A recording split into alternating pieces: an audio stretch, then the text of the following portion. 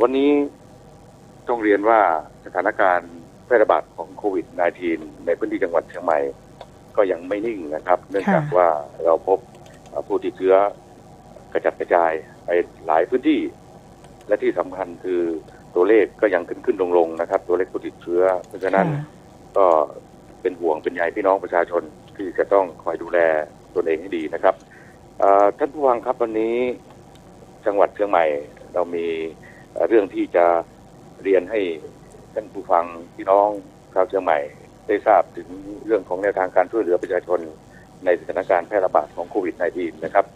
ซึ่งจะมี3เรื่องนะครับเรื่องแรกก็เป็นเรื่องของการเปิดเว็บไซต์เชียงใหม่ premium.com ช่องทางการจัดจำหน่ายสินค้าเกษตรคุณภาพระดับพรีเมียมมาตรฐานปลอดภัยระดับแอปของจังหวัดเชียงใหม่โดยสำนักงานเกษตรจังหวัดเชียงใหม่นะครับอีกเรื่องหนึ่งครับการจัดกิจกรรมเชียงใหม่จ็อบแฟร์ออนไลน์ 2021 นะครับเพื่อโอกาสการทำงานและสร้างรายได้แก่ผู้ว่างงานโดยสำนักงานจัดหางานจังหวัดเชียงใหม่และเรื่องของการให้บริการครับเน็ตฟรีสำหรับนักเรียนแล้วก็นักศึกษานะครับโดยสำนักงานคณะกรรมการกิจการกระจายเสียงกิจการโทรทัศน์และกิจการโทรคมนาคมแห่งชาติหรือกสทช.วันนี้ประเด็นต่างๆก็จะเป็นประโยชน์กับพี่น้องประชาชนแล้วก็ที่สำคัญครับพี่น้องครับการดูแลตนเองนะครับรวมทั้งเป็นหูเป็นตาให้กับทางราชการในการสอดส่องผู้ที่เดินทางเข้ามาจังหวัดเชียงใหม่โดยไม่ปฏิบัติให้เป็นไปตามมาตรการที่เรากำหนดนะครับทุกท่านก็คงต้องช่วยดูแลกันนะครับและที่สำคัญคือถ้าพบว่าบุคคลใดที่มีพฤติกรรมแปลกๆนะครับอาทิเช่นเดินทางเข้ามาแล้วไม่พบปะผู้คนนะครับรวมทั้งเป็นคนแปลกหน้าเพราะฉะนั้นเราก็ต้องสันนิษฐานนะครับว่าน่าจะเป็นคนที่ไม่ปฏิบัติให้เป็นไปตามคำสั่งคณะกรรมการโรคติดต่อก็คงจะต้องแจ้งเจ้าที่บ้านเมืองเพื่อเข้าไปตรวจสอบนะครับเพื่อป้องกันและควบคุมโรคเนื่องจากว่าขณะนี้เราพบว่ามีพี่น้องประชาชนจากพื้นที่อื่นจำนวนไม่น้อยนะครับที่ลักลอบเดินทางเข้ามาโดยไม่ปฏิบัติให้เป็นไปตามมาตรการที่ทางจังหวัดกำหนดครับก็ต้องช่วยกันดูแลนะครับพี่น้องครับค่ะแล้วก็มีการที่เราได้มีมาตรการในการควบคุมพิเศษในช่วงนี้ด้วยแล้วก็นอกจากนั้นก็คือขอความร่วมมือจากพี่น้องประชาชนในการสอดส่องดูแลเพราะว่าหลายคนก็บอกว่าช่องทางในการเข้ามาในจังหวัดเชียงใหม่มีหลายช่องทางด้วยนะคะท่านรองตรงนี้ในส่วนของด่านหรือว่าช่องทางต่างๆนี่เรามีมาตรการเข้มอย่างตลอดต่อเนื่องนะคะครับผมครับถูกต้องครับทุกช่องทางนะครับถึงแม้ว่าช่วงนี้การเดินทางโดยสายการบินต่างๆนะครับไม่มีการเดินทางออกมาจากสนามบินสุวรรณภูมิและก็สนามบินดอนเมืองแล้วก็ตามนะครับแต่ยังมีสายการบินที่เดินทางมาจากจังหวัดอื่นๆอาทิเช่นจากอุตภเปาจังหวัดระยองนะครับเดินทางเข้าเชียงใหม่ซึ่งมีวันละไม่กี่เที่ยวนะครับและที่สำคัญคือผู้โดยสารก็น้อยมากนะฮะแต่อย่างไรก็ตามนะครับทุกช่องทางที่เดินทางเข้าเชียงใหม่ไม่ว่าจะเป็นทางอากาศโดยท่าอากาศยานเชียงใหม่นะฮะทางรถไฟทางรถยนต์นะครับรวมทั้งรถทัวร์รถบัสต่างๆสถานีขนส่งเราก็มีมาตรการคัดกรองนะครับผู้เดินทางเข้าอย่างเข้มงวดนะฮะเพราะฉะนั้นก็ช่วยกันนะครับพี่น้องครับเพื่อพี่น้องชาวเชียงใหม่จะได้ปลอดภัยจากโควิด -19 ทุกคนครับค่ะแล้วในส่วนของคำสั่งหรือว่ามาตรการพิเศษที่เพิ่มขึ้นในช่วงรอบสัปดาห์ที่ผ่านมานี่มีอะไรบ้างคะท่านรองคะครับสำหรับคำสั่งและประกาศของคณะกรรมการโรคติดต่อจังหวัดเชียงใหม่ล่าสุดนะครับก็มีการออกคำสั่งเพื่อที่จะควบคุมเรื่องของสถานประกอบกิจการต่างๆที่ยังอยู่ในภาวะที่ต้องเฝ้าระวังนะครับโดยเฉพาะในเรื่องของสถานที่ให้บริการประเภทซาวน่านะครับไปน้ำครัวนะครับเราพบว่ามีการฝ่าฝืนรวมกลุ่มทำกิจกรรมก็อาจจะเป็นต้นเหตุแห่งการแพร่ระบาดเรื่องของร้าน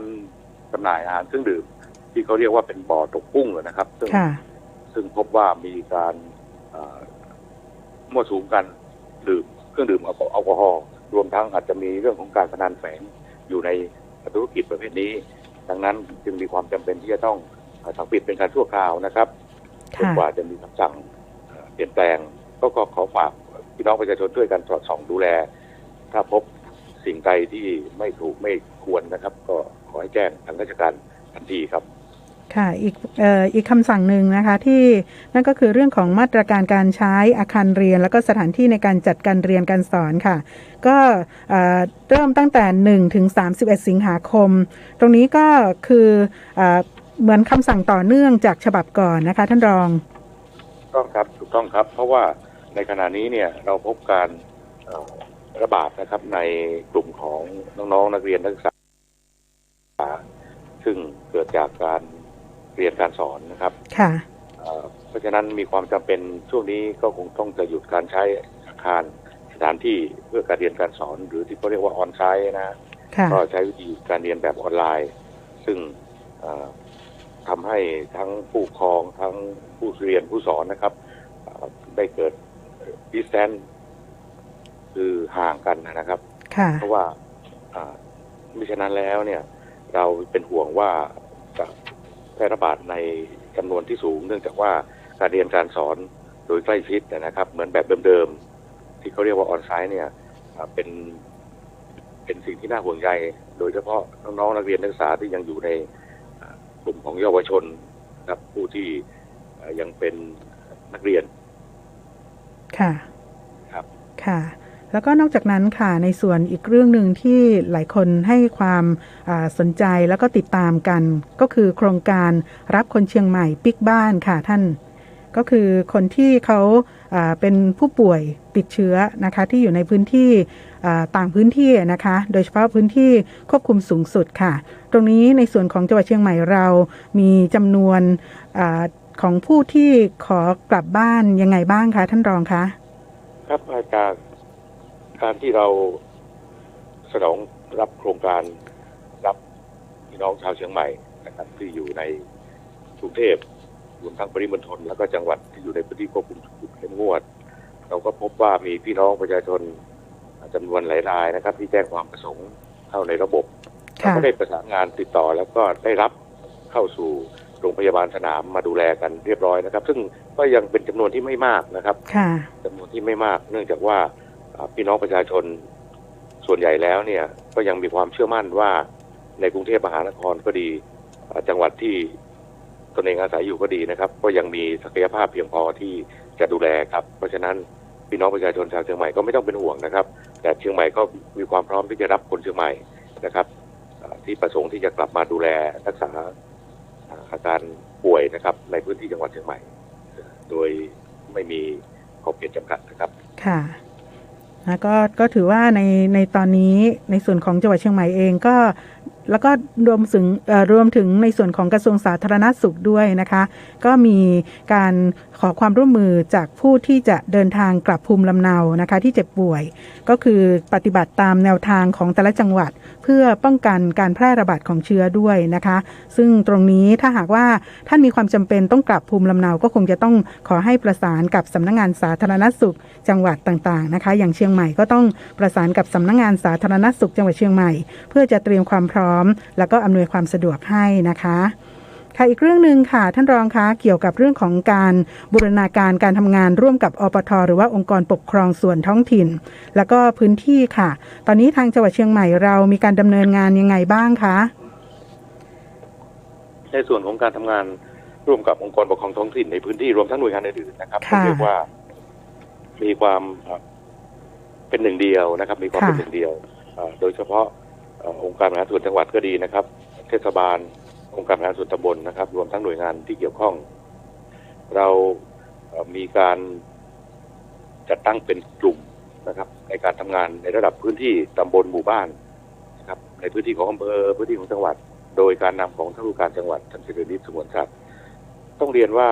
ที่ผ่านมาจนถึงปัจจุบันนี้นะครับการทำงานสอดรับกันแล้วก็มีความเห็นพ้องต้องกันนะครับในมาตรการต่างๆทุกหน่วยก็ช่วยกันอย่างดียิ่งโดยเฉพาะในเรื่องของคนนะครับเครื่องไม้เครื่องมือรวมทั้งงบประมาณซึ่งต้องเรียนว่าองค์กรท้องถิ่นเนี่ยมีความพร้อมในเรื่องของงบประมาณในส่วนของการบริหารจัดการนั้นทางจังหวัดนะครับก็ได้ระดมความคิดความเห็นของหัวหน้าส่วนราชการที่เกี่ยวข้องในคณะกรรมการโรคติดต่อจังหวัดนะครับเพื่อที่จะวางมาตรการต่างๆแล้วก็ กำกับติดตามในเรื่องของมาตรการป้องกันและควบคุมโรคให้เกิดประสิทธิภาพสูงสุดครับค่ะแล้วในส่วนของสถานการณ์การแพร่ระบาดโควิด -19 ในตอนนี้มีกลุ่มไหนหรือว่าพื้นที่ใดที่ทางจังหวัดเห็นว่ามีความเสี่ยงแล้วก็เป็นห่วงบ้างคะท่านคะครับก็คงไม่พ้นเรื่องของการจัดกิจกรรมต่างๆนะครับไม่ว่าจะมีกิจกรรมเรื่องของการบ้านการเมืองความคิดความอ่านต่างๆนะฮะก็เป็นห่วงนะครับว่าจะเกิดการแพร่ระบาดเนื่องจากว่ามันติดง่ายจริงๆนะครับระบาดง่ายจริงๆแล้วก็ที่สำคัญคือขณะนี้ต้องเรียนความจริงนะครับว่าเรามีข้อจำกัดนะครับจังหวัดก็มีข้อจำกัดเช่นกันในเรื่องของทั้งบุคลากรทั้งทรัพยากรนะครับที่มีอยู่อย่างจำกัดแล้วก็ทำงานกันอย่างเต็มที่อย่างทุ่มเทเพราะฉะนั้นแล้วเนี่ยพี่น้องประชาชนก็ต้องช่วยกันนะครับเพื่อที่จะลดจำนวนตัวเลขผู้ติดเชื้อในพื้นที่จังหวัดของเราให้ได้นะครับเพื่อที่จะได้ประหยัดเรื่องของบุคลากรหรือทรัพยากรในการบริหารที่เรายังไม่รู้ว่าข้างหน้าเราจะพบอะไรนะครับเพราะฉะนั้นแล้วก็ขอความร่วมมือไปยังพี่น้องฟังทุกท่านนะครับที่จะได้ช่วยกันสอดส่องดูแลเพื่อความผาสุกนะครับของชาวเชียงใหม่แล้วก็ของพี่น้องคนไทยทุกคนครับค่ะช่วงท้ายนี้ค่ะท่านรองมีข้อราชการอะไรที่อยากจะสื่อสารกับหน่วยงานต่างๆแล้วก็รวมถึงพี่น้องประชาชนเชิญเลยค่ะครับสำหรับในช่วงนี้นะครับสภาพอากาศก็มีทั้งฝนตกนะครับ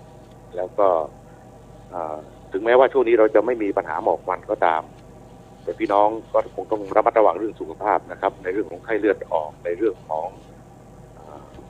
ไข้หวัดนะครับสำหรับท่านใดที่อยู่ในภาวะกลุ่มเสี่ยงเช่นเป็นผู้สูงอายุ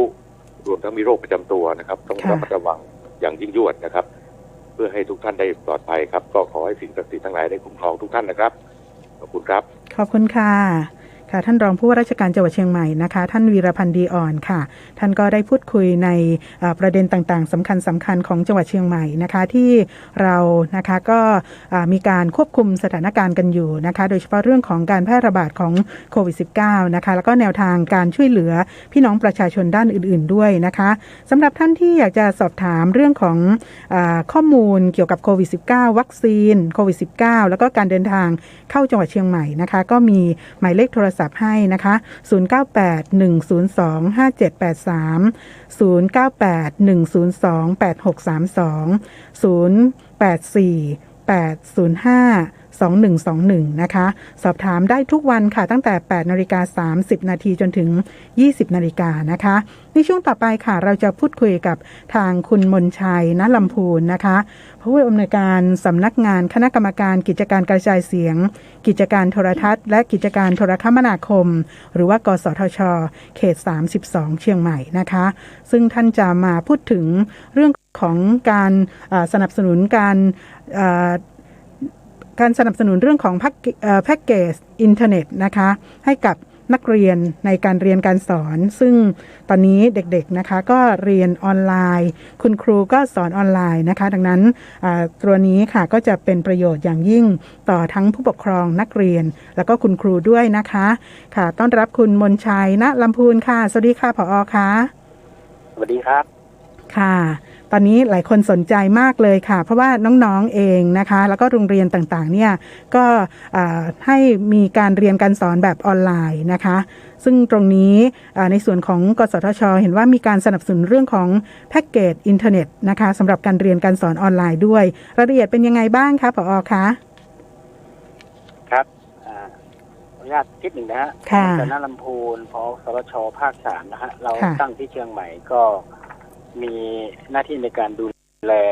พื้นที่รับผิดชอบทั้งหมด17จังหวัดภาคเหนือนะครับก็จะมีสำนักงานกสทช.เขต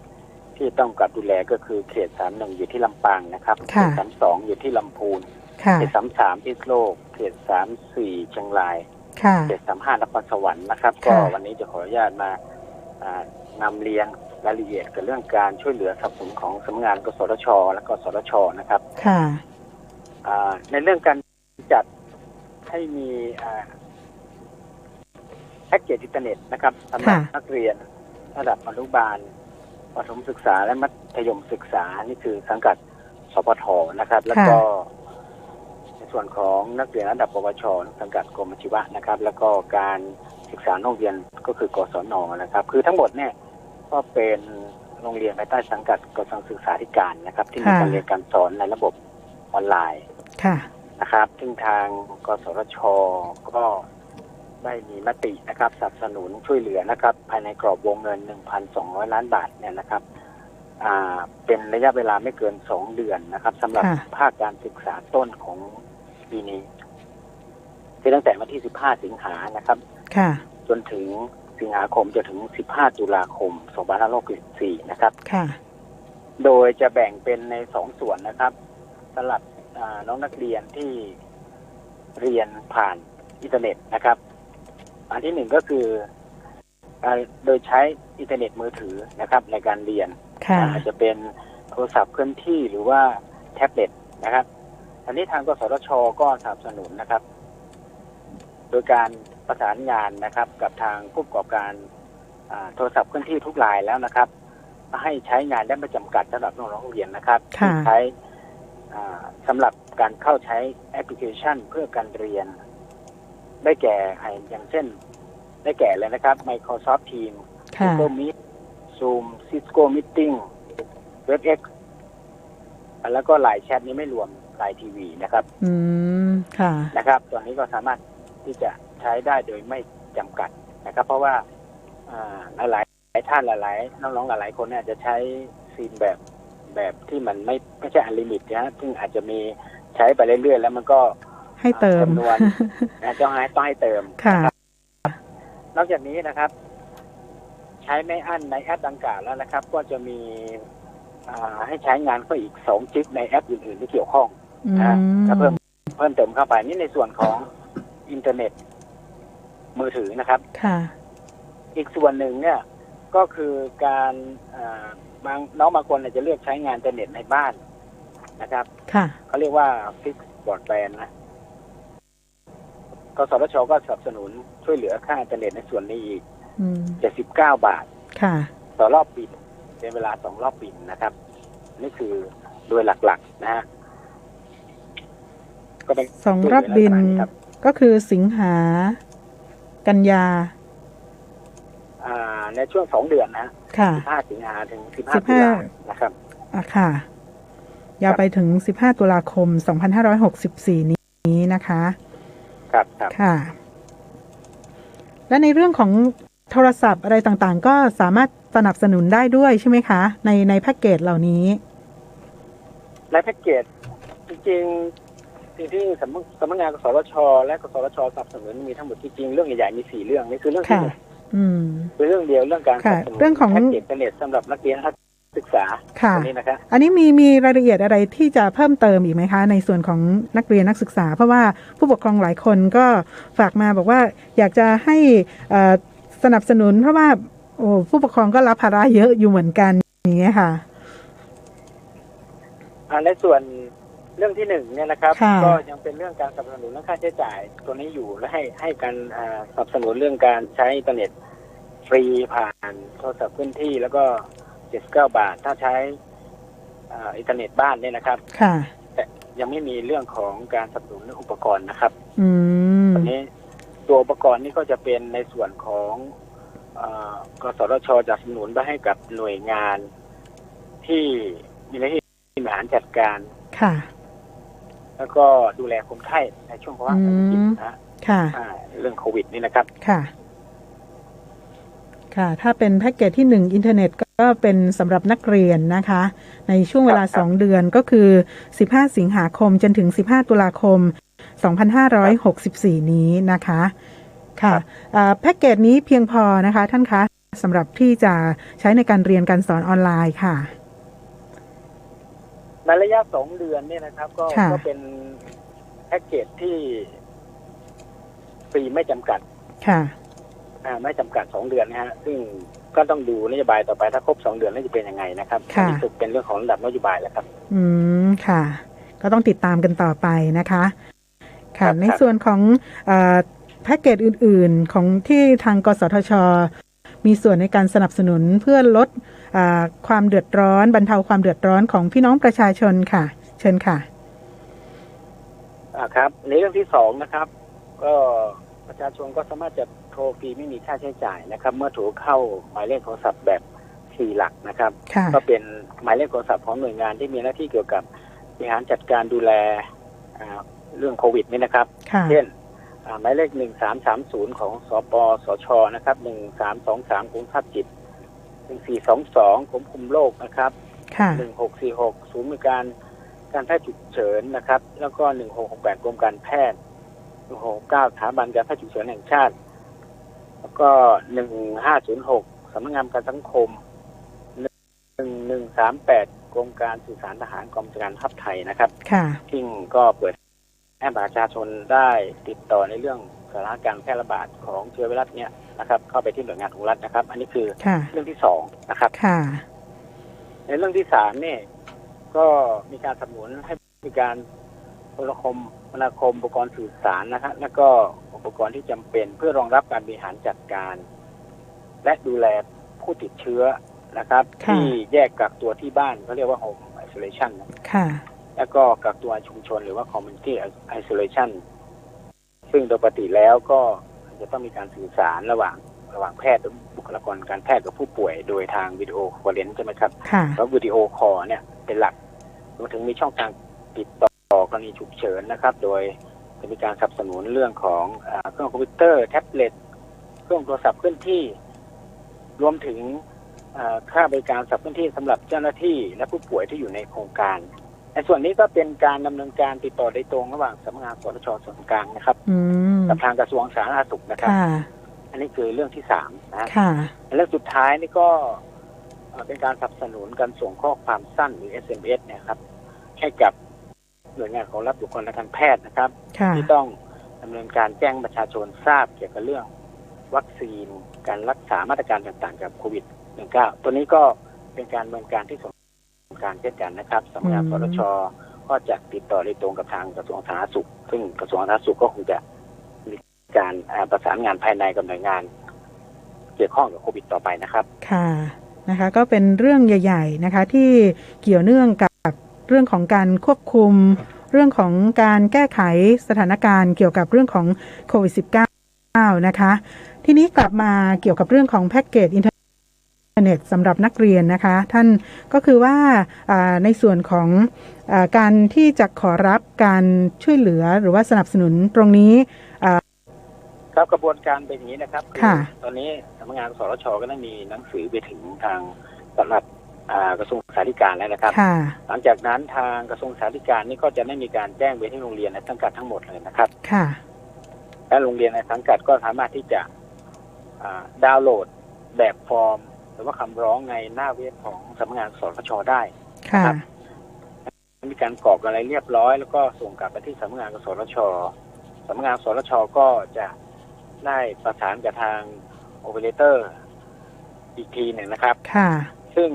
รายละเอียดในแบบฟอร์มที่คร่าวๆก็อาจจะเป็นอย่างเช่นชื่อนามสกุลนักเรียนที่จะเข้าร่วมโครงการนี่นะครับแล้วก็ชื่อนามสกุลของเจ้าของเบอร์โทรศัพท์ที่จะใช้ในการเชื่อมต่ออินเทอร์เน็ตเพื่อทำการเรียนการสอนนั่นนะครับอันนี้คือกรณีที่ใช้เน็ตมือถือนะครับถ้ากรณีใช้อินเทอร์เน็ตที่บ้านหรือฟิกซ์บรอดแบนด์เนี่ยนะครับก็อาจจะต้องแจ้งเกี่ยวกับเรื่องชื่อนักเรียนโอเคแล้วก็มีหมายเลขการใช้บริการอินเทอร์เน็ตพร้อมกับค่ายอินเทอร์เน็ตที่เราใช้บริการอยู่นี่นะครับอันนี้รายละเอียดก็จะอยู่ในแบบฟอร์มตัวนี้ก็ต้องติดตามในเว็บไซต์ของสำนักงานสทชนะครับค่ะซึ่งก็จะประสานกันในระดับหน่วยงานนะคะค่ะก็ขอบพระคุณผอ.มากๆเลยค่ะอยากจะเพิ่มเติมอะไรคะวันนี้สั้นๆค่ะขอบคุณค่ะครับหากมีข้อสงสัยแบบต้องการสอบถามเพิ่มเติมนะทำได้24 ชั่วโมงก็สามารถจะโทรไปที่เบอร์1200หรือว่า1,200นะครับเป็น call center ของสำนักงานสทชซึ่งมีเจ้าที่ปฏิบัติงานอยู่24 ชั่วโมงนะครับก็จะได้ข้อมูลที่ครบถ้วนถูกต้องชัดเจนในทุกเรื่องก็ไม่ใช่เรื่องนี้อย่างเดียวนะครับก็ได้ที่เกี่ยวกับบทบาทหน้าที่ของสำนักงานสทชนะครับท้ายสุดจริงก็ขอยืนยันว่าสำนักงานสทชและกสทชนะครับพร้อมสนับสนุนนะครับการเรียนการศึกษาการเรียนการสอนการสนับสนุนการเพิ่มประสิทธิภาพนะครับในการทำงานด้านสาธารณสุขของประเทศรวมถึง จ่ายอำนวยสะดวกประชาชนและเพราะว่าวิกฤตการระบาดของเชื้อโควิด -19 แล้วออกมาใหม่นี้นะครับก็ขอให้ทุกท่านมีสุขภาพที่แข็งแรงสมบูรณ์นะครับค่ะขอบพระคุณค่ะท่านผอ.ค่ะขอบพระคุณมากค่ะสวัสดีค่ะค่ะสวัสดีค่ะคุณมนชัย ณ ลำพูนนะคะผู้อำนวยการสำนักงานคณะกรรมการกิจการกระจายเสียงกิจการโทรทัศน์และกิจการโทรคมนาคมแห่งชาติหรือว่ากสทช.ภาค3นะคะค่ะท่านที่อยากจะทราบรายละเอียดหรือว่าสอบถามข้อมูลเพิ่มเติม call center นะคะ1200ของกสทช.ก็สอบถามได้ตลอด24ชั่วโมงนะคะตอนนี้เราจะไปคุยกับคุณนันทิยาดวงขออภัยค่ะคุณนันทิยาดวงไทยนะคะหัวหน้ากลุ่มส่งเสริมและพัฒนาการผลิตสำนักงานเกษตรจังหวัดเชียงใหม่ค่ะถึงเรื่องของเว็บไซต์เชียงใหม่ premium.com นะคะซึ่งจะเป็นช่องทางในการจัดจำหน่ายสินค้าเกษตรระดับคุณภาพหรือว่าคุณภาพระดับพรีเมียมนะคะมาตรฐานความปลอดภัยอะไรต่างๆอยู่ในระดับมาตรฐาน Gรายละเอียดจะเป็นอย่างไรนั้นเดี๋ยวเราจะติดตามกับคุณนันทิยาดวงไทยค่ะหัวหน้ากลุ่มส่งเสริมและพัฒนาการผลิตนะคะซึ่งท่านก็จะได้ให้ข้อมูลกับเรานะคะซึ่งการช่วยเหลือพี่น้องเกษตรกรอะไรต่างๆเนี่ยนะคะก็เป็นเรื่องที่สำคัญแล้วก็พี่น้องเกษตรกรในตอนนี้ก็คือเกี่ยวกับเรื่องของการผลิตลำไยนะคะซึ่งเป็นฤดูกาลที่ผลผลิตกำลังออกสู่ท้องตลาดด้วยสวัสดีค่ะคุณนันทิยาค่ะค่ะสวัสดีค่ะค่ะสวัสดีค่ะหัวหน้าคะก็พูดถึงในเรื่องของการช่วยเหลือพี่น้องเกษตรกรตอนนี้ก็น่าจะเป็นเรื่องของลำไยเนาะบ้านเราที่ออกมาเยอะอะค่ะค่ะแล้วเห็นว่าในตอนนี้เรามีช่องทางในการจัดจำหน่ายสินค้าเกษตรแล้วก็การช่วยเหลือพี่น้องเกษตรกรผ่านเว็บไซต์เชียงใหม่ premium.com ตรงนี้รายละเอียดเป็นยังไงบ้างคะหัวหน้าคะค่ะเป็นที่ทราบกันดีนะคะว่าตอนนี้ลำไยซึ่งเป็นผลไม้เศรษฐกิจที่สำคัญของจังหวัดเชียงใหม่มีพื้นที่ปลูกเป็นอันดับหนึ่งของประเทศนะคะค่ะมีพื้นที่ปลูก 450,000 กว่าไร่ค่ะผลผลิตที่จะออกสู่ตลาดในฤดูที่จะออกมากที่สุดในช่วงเดือนกรกฎาคมสิงหาคมนี้นะคะทั้งหมด 260,000 ตันค่ะในการกระจายผลผลิตลำไยนะคะ40%จะเป็นลำไยที่ใช้บริโภคสดนะคะทั้งในประเทศและก็ส่งออกต่างประเทศค่ะแล้วก็อีก60%เป็นลำไยแปรรูปนะคะเช่นลำไยอบแห้งทั้งเปลือกลำไยอบแห้งเนื้อสีทองลำไยกระป๋องและผลิตภัณฑ์แปรรูปอื่นๆค่ะค่ะก็ถือว่าในส่วนของการแปรรูปนี่มีสัดส่วนที่เยอะกว่านะคะค่ะเก็บได้กินนานอย่างนั้นนะคะค่ะในส่วนของการบริหารจัดการเกี่ยวกับเรื่องของการจำหน่ายเนี่ยค่ะตอนนี้เรามีช่องทางการจัดจำหน่ายยังไงบ้างคะเดี๋ยวเราอาจจะพูดถึงเรื่องของช่องทางการจำหน่ายผ่านเว็บไซต์เนาะในโดยทั่วไปแล้วค่ะสถานการณ์ในตอนนี้ค่ะเรามีการบริหารจัดการในเรื่องของการตลาดยังไงบ้างคะค่ะในเรื่องของการซื้อขายลำไยนะคะก็จะมีปัญหาเนื่องจากว่าเรื่องของการขนส่งของไปยังตลาดปลายทางอะค่ะคือเนื่องจากสถานการณ์การระบาดของโรคโควิด -19 เนาะซึ่งทำให้การขนส่งหรือการเคลื่อนย้าย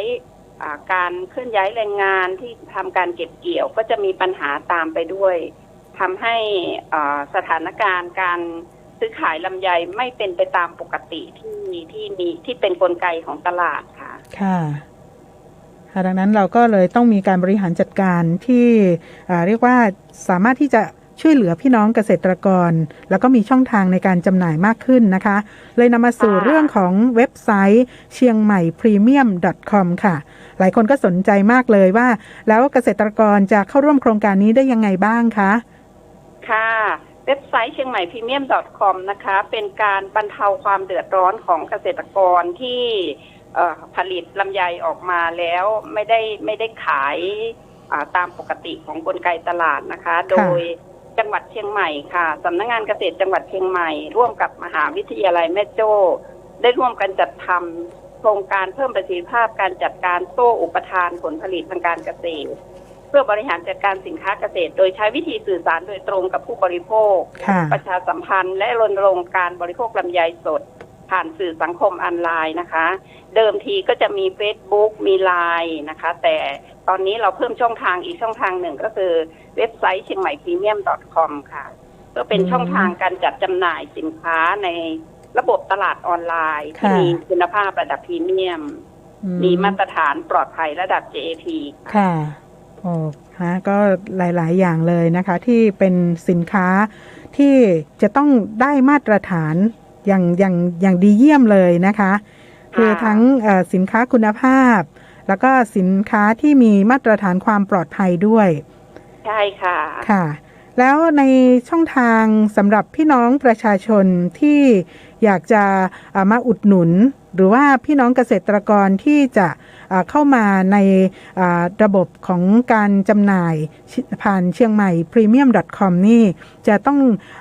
เข้ามาได้ยังไงจะดำเนินการยังไงบ้างคะค่ะเว็บไซต์เชียงใหม่ premium.com นะคะนอกจากจะมีการซื้อขายสินค้าผลไม้สดจากสวนที่ออกสู่ตลาดตามฤดูกาล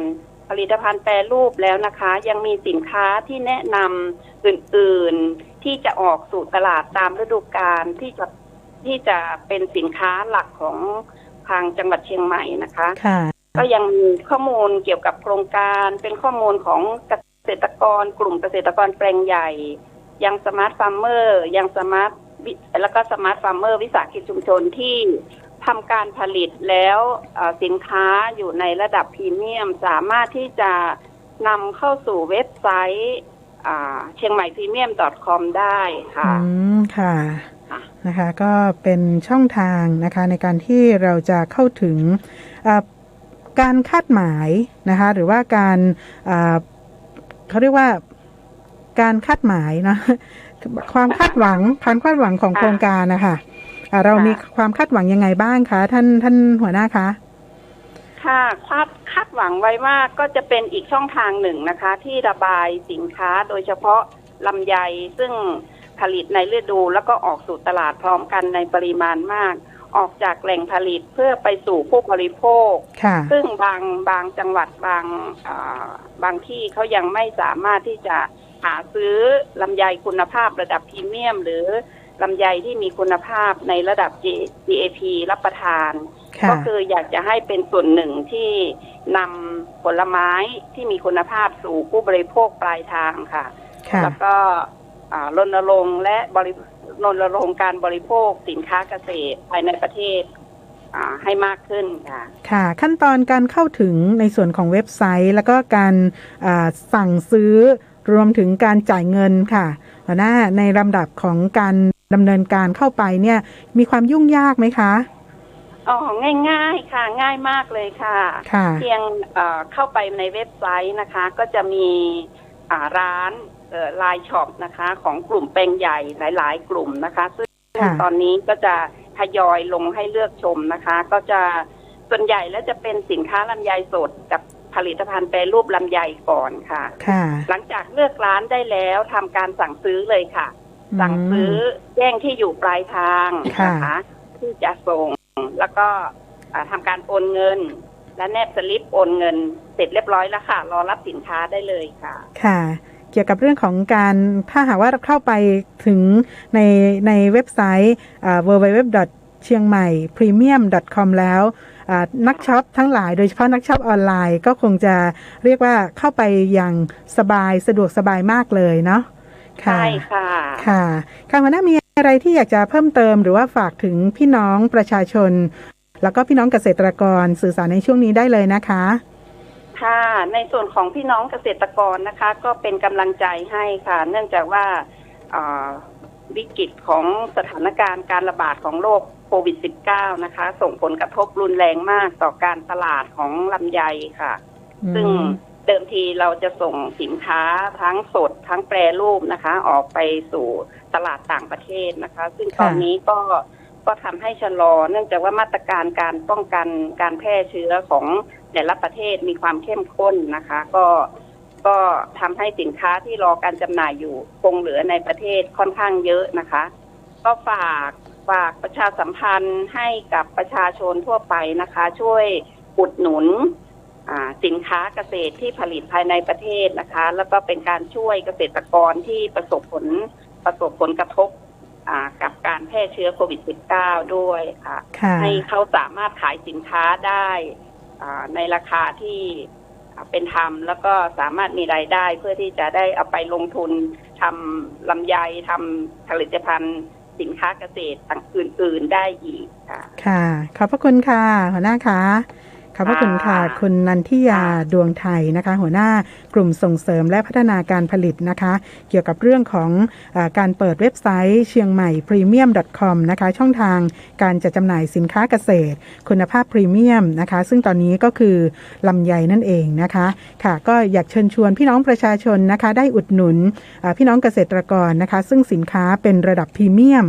ก็คือคัดคุณภาพคัดขนาดนะคะคัดเกรดมาแล้วก็ที่สำคัญคือปลอดภัยด้วยนะคะเนื่องจากว่ามีมาตรฐานความปลอดภัยระดับ GAP ของจังหวัดเชียงใหม่นะคะค่ะได้กินสินค้าหรือว่าได้กินผลผลิตทางการเกษตรของเราที่มีคุณภาพนะคะรสชาติดีระดับดีเยี่ยมด้วยนะคะแล้วก็ที่สำคัญคือปลอดภัยด้วยค่ะในตอนนี้นะคะก็จะพูดถึงอีกเรื่องหนึ่งที่น่าสนใจนะคะนั่นก็คือเรื่องของการจัดหางานนะคะการจัดงานนัดพบแรงงานซึ่งเมื่อก่อนนี้ทางสำนักงานจัดหางานจังหวัดเชียงใหม่ก็มีการจัดงานนัดพบแรงงานเป็นประจำทุกปีแล้วก็ปีหนึ่งบางครั้งอาจจะมีหลายรอบด้วยนะคะแต่ว่าด้วยสถานการณ์ของการแพร่ระบาดของโควิด -19 นะคะทำให้ต้องมีการปรับเปลี่ยนรูปแบบในเรื่องของการจัดหางานนะคะซึ่งการจัดกิจกรรมอะไรต่างๆนะคะก็จะเป็นลักษณะของออนไลน์นะคะแต่ว่ายังคงเป็นการให้โอกาสกับผู้ที่หางานทำหรือว่าผู้ต้องการมีรายได้นะคะได้เข้าถึงในส่วนของการสมัครงานด้วยนะคะตอนนี้เราจะไปพบกับทางท่านจัดหางานจังหวัดเชียงใหม่ค่ะคุณวินัยทองอุบลนะคะเกี่ยวกับรายละเอียดต่างๆในเรื่องนี้ค่ะสวัสดีค่ะท่านจัดหางานค่ะครับผมสวัสดีครับค่ะรายการผู้ว่าราชการจังหวัดเชียงใหม่พบประชาชนนะคะในตอนนี้ค่ะเรามาพูดถึงเรื่องของกิจกรรมเชียงใหม่ Job Fair ออนไลน์ 2021 ค่ะที่มาของโครงการนี้คงจะต้องเล่าให้พี่น้องประชาชนได้รับฟังกันนิดนึงนะคะเพราะว่าสถานการณ์การแพร่ระบาดของโควิดก็ทำให้หลายคนเนี่ยมีปัญหามากๆเลยเกี่ยวกับเรื่องของการสมัครงานการหางานทำนะคะบางคนเนี่ยว่างงานบางคนก็รองานอยู่น้องๆจบใหม่ก็ยังไม่มีงานอย่างเงี้ยค่ะเชิญท่านจัดหางานค่ะครับผมก็จากสถานการณ์โควิดนะครับก็จะมีทั้งนายจ้างเลิกจ้างนะครับแล้วก็ผู้สมัครงานก็จบมาใหม่ก็หางานทำกันไม่ได้นะครับแล้วก็ในส่วนของทางเราอะครับในส่วนของเจอสถานการณ์โควิดเข้ามาในส่วนของการจัดนัดพบแรงงานซึ่งปกติเนี่ยเราจะจัดนัดพบแรงงานก็คือเอานายจ้างกับผู้ประกอบการเนี่ยหรือผู้สมัครงานเนี่ยนะครับไปพบกันไปสัมภาษณ์กันในวันงานเลยแต่เนื่องจากสถานการณ์โควิดนะครับเราก็เลยปรับเปลี่ยนรูปแบบการจัดงานเป็นรูปแบบการจัดงานแบบออนไลน์ครับก็คือหมายถึงว่าในระบบออนไลน์แทนนะครับแต่ก็ยังเป็นการสัมภาษณ์งานกันโดยตรงเหมือนเดิมนะครับก็อยากจะประชาสัมพันธ์ในส่วนตรงนี้ให้นายจ้างสถานประกอบการและก็ผู้สมัครงานนะครับในส่วนของผู้สมัครงานก็คือเข้าไปในระบบนะครับในส่วนของเว็บไซต์นะครับ cmidoe.joponline.com นะครับในส่วนตรงนี้นะครับก็จะเป็นทั้งผู้สมัครงานและก็นายจ้างสถานประกอบการก็สามารถเข้าไปในเว็บไซต์ตัวนี้นะครับแล้วก็เลือกตำแหน่งงานในส่วนของผู้สมัครงานก็เลือกตำแหน่งงานได้เลยนะครับว่าจะสมัครงานตำแหน่งไหนของบริษัทอะไรซึ่งตอนนี้มีให้เลือกมากมายนะครับแล้วก็เราสามารถเลือกเวลานะครับแล้วก็สถานประกอบการที่เราจะสัมภาษณ์ด้วยนะครับซึ่งกรณีตรงนี้นะครับในส่วนของผู้สมัครงานทั้งนายจ้างทั้งผู้สมัครงานก็คือขอให้เป็นเพื่อนทางไลน์กับในส่วนของไลน์แอดของในส่วนของการจัดงานในวันนี้นะครับด้วยนะครับก็คือแล้วก็ในส่วนของรายละเอียดในการที่จะ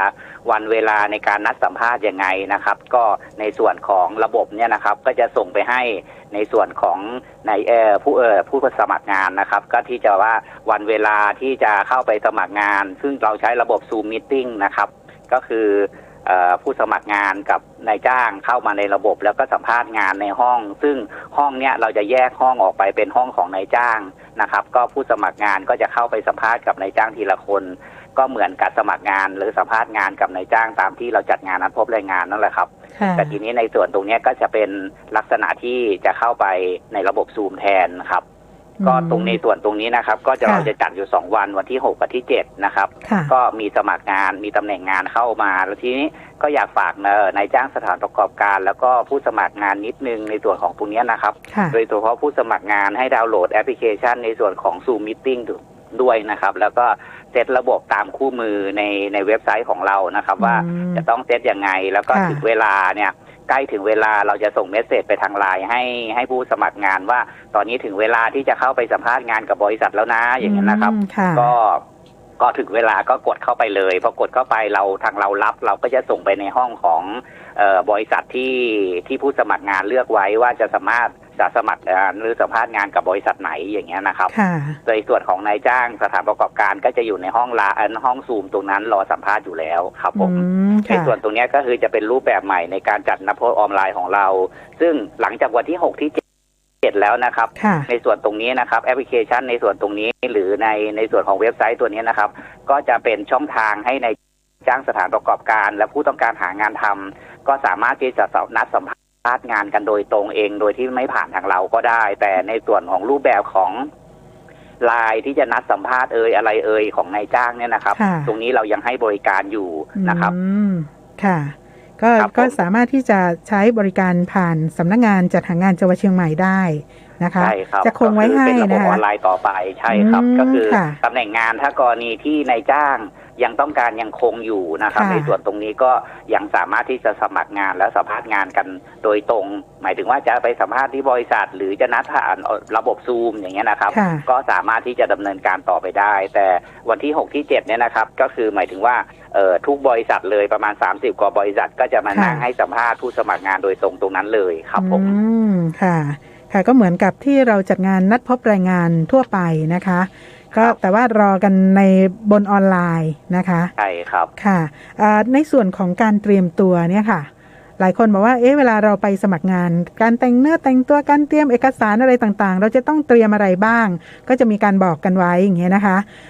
ทีนี้ในส่วนของการสัมภาษณ์ผ่านระบบซูมการสมัครผ่านระบบออนไลน์เราต้องเตรียมยังไงบ้างคะท่านจัดหางานคะที่สำคัญคือตัวแอปพลิเคชันนะครับเทสระบบเรื่องกล้องเรื่องไมค์ดีๆส่วนใหญ่ระบบซูมจะมีปัญหาเรื่องเสียงนะครับก็คือว่าโอเคพูดไปอีกฝั่งหนึ่งไม่มีนะครับแล้วก็รูปร่างหน้าตาการแต่งเนื้อแต่งตัวซึ่งจะให้นายจ้างดูนะครับก็คือต้องสร้างความประทับใจให้ในายจ้างนะครับเพราะว่าบางทีเราไม่ได้เห็นทั้งตัวนะครับเห็นแต่หน้าตาในส่วนตรงนั้นก็บุคลิกท่าทางเฉยๆนะครับก็คือสร้างความประทับใจในส่วนตรงนี้ให้ในายจ้างนะครับก็ฝากตรงนี้ด้วยแล้วก็ในส่วนของเรานะครับก็จะมีวันที่6ที่7นะครับก็เราก็จะมีการไลฟ์สดในส่วนของผ่านในช่องทางไลน์ของกลุ่มผู้สมัครงานเนี่ยนะครับก็คือว่าสมัครงานยังไงสัมภาษณ์งานยังไงให้ได้งานในระบบออนไลน์ของเราเราก็จะมีตัวนี้ให้ความรู้กับผู้สมัครงานด้วยนะครับค่ะแล้วก็นอกเหนือจากตัวสัมภาษณ์งานนะครับในงานของเราเราจะมีในตัวของมันไลฟ์เฟซบุ๊กนะครับในส่วนของจะมีอยู่สองคอนเทนต์ง่ายนะครับในส่วนของอาชีพออนไลน์ซึ่งการสร้างคอนเทนต์ง่ายๆให้ปังมีรายได้ใน Facebook กับ TikTok นะครับตรงนี้ก็อยากจะเชิญชวนผู้ที่ว่างงานหรือประชาชนทั่วไปนะครับถ้าเข้าไปในส่วนของการหารายได้ในส่วนตรงนี้นะครับช่วงวิกฤตของโควิดตรงนี้นะครับก็คือช่วงเวลาประมาณ 9:30 นถึงเที่ยงนะครับของวันที่6ครับก็จะมีในส่วนของการไลฟ์สดผ่าน Facebook ของสำนักงานจัดหางานนะครับก็จริงๆวันนั้นนะครับจะไลฟ์สดทั้งวันเลยในส่วนของ Facebook ของสำนักงานก็คือช่วงเช้าหลังจากพิธีเปิดผ่านออนไลน์จากส่วนกลางมาแล้วนะครับ 9:30 นถึงเที่ยงก็จะเป็นการบรรยายเรื่องการสร้างคอนเทนต์นะครับในส่วนของการหารายได้ผ่าน Facebook กับ TikTok นะครับก็เป็นวิทยากรที่หารายได้ในส่วนตรงนี้ด้วยที่มีประสบการณ์ในส่วนตรงนี้แล้วก็ช่วงบ่ายนะครับก็จะเป็นการสร้างรายได้กำไรดีบน Shopee กับ Lazada ตรงนี้ก็ได้วิทยากรที่มีอาชีพในส่วนของการสร้างงานในส่วนของ Shopee กับ Lazada ด้วยนะครับก็ถ้าใครที่อยากจะขายของใน Shopee กับ Lazada นะครับก็สามารถเข้ามารับชมรับฟังในส่วนของไลฟ์เฟซบุ๊กของสำนักงานจัดหางานจังหวัดได้เลยนะครับช่วงบ่ายโมงถึงบ่าย3 โมงนะครับ ค่ะวันนี้เวลาหมดแล้วค่ะท่านจัดหางานต้องขออภัยนะคะค่ะขอบพระคุณมากเลยค่ะไว้ยังไงเราจะประชาสัมพันธ์เพิ่มเติมให้นะคะครับผมครับ ค่ะขอบพระคุณค่ะค่ะ ครับ วันนี้ช่วงเวลาของรายการผู้ว่าราชการจังหวัดเชียงใหม่พบประชาชนนะคะเวลาของเราหมดแล้วค่ะท่านผู้ฟังท่านก็สามารถติดตามรายละเอียดได้นะคะสำหรับคนที่จะสมัครงานเนาะก็ที่เว็บไซต์ของจัดหางานจังหวัดเชียงใหม่หรือว่าเพจ